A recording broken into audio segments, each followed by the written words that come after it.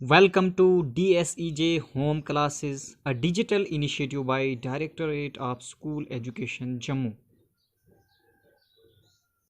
इस वीडियो में हम डिस्कस करेंगे प्राइस इलास्टिसिटी ऑफ सप्लाई।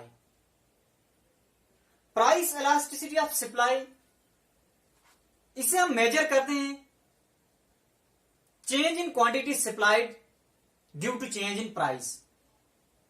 कि प्राइस में जब चेंज आई तो उसने सप्लाई में कितनी चेंजिंग लाई, वो मेजर करते हैं हम प्राइस इलास्टिसिटी ऑफ सप्लाई में। देखिए, जब हम लॉ ऑफ सप्लाई पढ़ते हैं तो लॉ ऑफ सप्लाई में हमें direction of change of supply का पता चलता है, उसमें हमें रेंज का पता नहीं चलता है कि सप्लाई में कितनी चेंजिंग आई। तो इलास्टिसिटी ऑफ सप्लाई में हमें रेंज का पता चलता है कि जब इंक्रीज हुआ, प्राइस इंक्रीज हुई तो कितनी एक्सटेंशन हुई सप्लाई में, और जब प्राइस डिक्रीज हुई तो सप्लाई में कितनी कंट्रैक्शन हुई।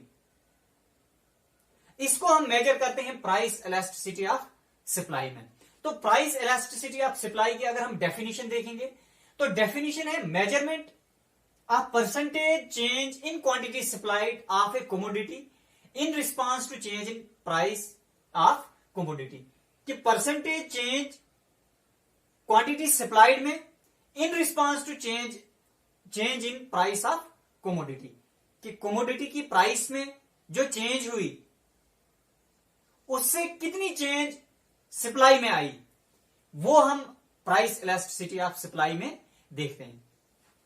अब प्राइस इलास्टिसिटी मेजर करेंगे, price elasticity of supply measure करने के लिए हमारे पास मेनली दो तरीके हैं। फर्स्ट वन है प्रोपोर्शनेट मेथड।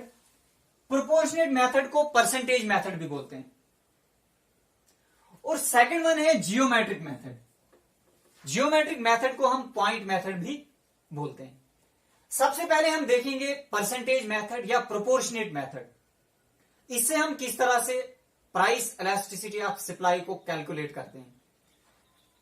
डेफिनेशन अगर हम देखेंगे प्रोपोर्शनेट मेथड की तो इसकी डेफिनेशन है elasticity of supply is the ratio of percentage change in quantity supplied and percentage change in price of commodity. इसमें हम रेशियो देखते हैं किस किस का, percentage change in quantity supplied का और percentage change in price of commodity का। इस तरह से हम प्रोपोर्शनेट मेथड से प्राइस इलास्टिसिटी ऑफ सप्लाई को कैलकुलेट करते हैं। यहां पे अगर हम देखेंगे ES, ये इलास्टिसिटी ऑफ सप्लाई को डिनोट करता है। Percentage change in quantity supplied की इलास्टिसिटी ऑफ सप्लाई हम किस तरह कैलकुलेट करेंगे, percentage change in quantity supplied upon percentage change in price, percentage change in price of a commodity. Symbolically अगर हम देखेंगे तो सिंबॉलिकली हम इसको किस तरह से दिखा दें। देखिए, ES ये है elasticity of supply, del Q upon Q multiply by 100 divided by del P upon P multiply by 100। अब अगर हम इसको देखेंगे, यहां पे del Q upon Q multiply by 100, divide वाले इस साइन को जब हम मल्टीप्लाई में लिखेंगे तो इसका हमने रेसिप्रोकल लिखना है। तो रेसिप्रोकल इस तरह से आएगा P upon del P multiply by 1/100। ये 100 और ये 100 हमारे पास कैंसिल हो गए, तो हमारे पास क्या बचा, del Q upon del P multiply by P upon Q। इस तरह से हम जो है प्राइस इलास्टिसिटी ऑफ सप्लाई को परसेंटेज मेथड या प्रोपोर्शनेट मेथड से हम कैलकुलेट करते हैं। अब यहां पे देखो, डेल Q जो है ये चेंज इन क्वांटिटी शो करता है, डेल P जो है ये चेंज इन प्राइस शो करता है। P हमारे पास जो है ये इनिशियल प्राइस है और Q जो है हमारे पास ये इनिशियल क्वांटिटी है। इस हिसाब से जो है हम प्राइस इलास्टिसिटी ऑफ सप्लाई को प्रोपोर्शनेट मेथड या परसेंटेज मेथड से कैलकुलेट कर सकते हैं।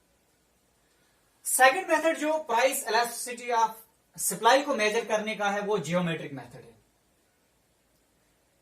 तो इस मेथड में डिपेंड करता है कि सप्लाई कर्व जो है वो कहां से ओरिजिन कर रही है। अगर हम सप्लाई कर्व को ये अज्यूम करें कि सप्लाई कर्व जो है हमारे पास वो स्ट्रेट लाइन है और पॉजिटिवली स्लोप कर रही है, तो इस केस में इलास्टिसिटी ऑफ सप्लाई जो ज्योमेट्रिक मेथड से हम कैलकुलेट करते हैं, तो ज्योमेट्रिक मेथड में डिपेंड करता है कि ओरिजिन ऑफ सप्लाई कर्व कहां पे है। तो इसमें इस हिसाब से अगर हम देखेंगे तो हमारे पास तीन पॉसिबल सिचुएशंस बनती हैं। फर्स्ट सिचुएशन हमारे पास है जब सप्लाई कर्व जिसको हमने स्ट्रेट लाइन अज्यूम किया है और पॉजिटिवली स्लोप कर रही है, ये अज्यूम किया है। अगर सप्लाई कर्व हमारे पास इस पॉइंट से, पॉइंट ओ से ओरिजिन कर रही है, यहां से ओरिजिनेट हो रही है, यानी जहां पे एक्स एक्सेस और वाई एक्सेस यहां पे मिल रहे हैं, तो यहां से अगर वो ओरिजिनेट कर रही है, इस केस में हमारे पास इलास्टिसिटी ऑफ सप्लाई जो है वो 1 के बराबर है। यानी इसको हम बोलते हैं कि इलास्टिसिटी ऑफ सप्लाई जो हमारे पास वो यूनिटरी इलास्टिक है। यूनिटरी इलास्टिक का मतलब क्या हुआ? इसका मतलब है कि change in supply is exactly equal to change in price, कि चेंज इन सप्लाई जो है वो चेंज इन प्राइस के बिल्कुल एग्जैक्ट बराबर है। ये हमारे पास फर्स्ट सिचुएशन थी जब सप्लाई कर्व ओ एस जो हमारे पास सप्लाई कर्व है ये यहां पॉइंट ओ से ओरिजिनेट हो रही थी। सेकंड सिचुएशन हमारे पास बनती है कि जब सप्लाई कर्व जो है वो वाई एक्सेस से ओरिजिनेट कर रही हो। यहां पे हमारे पास एस एस जो है ये सप्लाई कर्व है, ये वाई एक्सेस है, ये एक्स एक्सेस है, और सप्लाई कर्व जो है हमारे पास वो वाई एक्सेस से ओरिजिनेट कर रही है। इसका मतलब क्या हुआ कि इलास्टिसिटी ऑफ सप्लाई जो है वो यहां पे ग्रेटर देन 1 है, 1 से ज्यादा है। तो इसको हम बोलते हैं कि इलास्टिक जो है इलास्टिसिटी ऑफ सप्लाई है। तो इलास्टिक इलास्टिसिटी ऑफ सप्लाई का मतलब है कि change in supply is relatively more compare to change in price,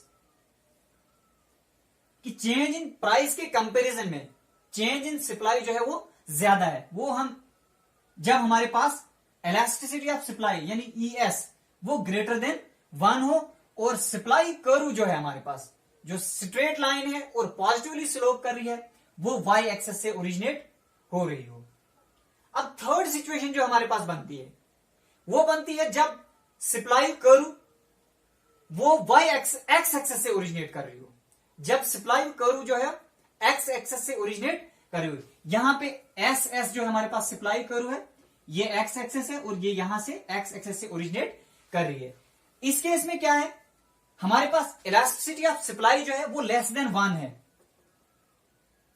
और इसको हम ये कहते हैं कि इलास्टिसिटी ऑफ सप्लाई जो है वो इन इलास्टिक है।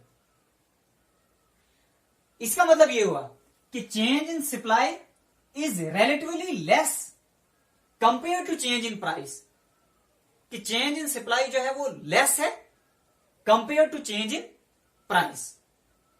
अब यहां पे तीनों जगहों पे हमने जो ये एंगल जो सप्लाई कर्व है ये कौन सा एंगल बना रही है, उस एंगल से हमें कोई भी लेना देना नहीं होता। हम सिर्फ ये देखते हैं कि सप्लाई कर्व जो है वो कहां से ओरिजिन हो रही है। एंगल के साथ हमें कोई भी लेना देना नहीं है कि सप्लाई कर्व जो है वो कौन सा एंगल बना रही है। देखिए इन तीन पॉसिबल सिचुएशंस के अलावा हमारे पास दो और सिचुएशंस होती हैं, दो एक्सट्रीम केसेस और होते हैं। तीन पॉसिबल सिचुएशंस ये थी कि प्राइस ऑफ इलास्टिसिटी जो है वो या तो 1 के बराबर हो, लेस देन 1 हो या ग्रेटर देन 1 हो। लेकिन इन तीन के अलावा दो और सिचुएशंस हमारे पास बनती हैं। पहली सिचुएशन है जब इलास्टिसिटी ऑफ सप्लाई जो है वो 0 के बराबर हो, तो इसको हम बोलते हैं कि इलास्टिसिटी ऑफ सप्लाई जो है वो परफेक्टली इन इलास्टिक सप्लाई है। जब इलास्टिसिटी ऑफ सप्लाई ES जो हमारे पास 0 हो तो हम क्या बताएंगे कि हमारे पास जो इलास्टिसिटी ऑफ सप्लाई जो है वो परफेक्टली इन इलास्टिक सप्लाई है। और सेकंड सिचुएशन होता है जब इलास्टिसिटी ऑफ सप्लाई इंफिनिटी के बराबर हो, ES is equal to infinity. तो इस केस में हम बोलते हैं कि इलास्टिसिटी ऑफ सप्लाई जो है हमारे पास वो परफेक्टली इलास्टिक सप्लाई है। देखिए, जब इलास्टिसिटी ऑफ सप्लाई 0 के बराबर हो, हमारे पास जो सप्लाई कर्व है वो बिल्कुल पैरेलल होगी y एक्सेस के। SS जो है हमारे पास सप्लाई कर्व है और ये पैरेलल है y एक्सेस पे। y एक्सेस पे प्राइस शो हो रही है और x एक्सेस पे क्वांटिटी शो हो रही है।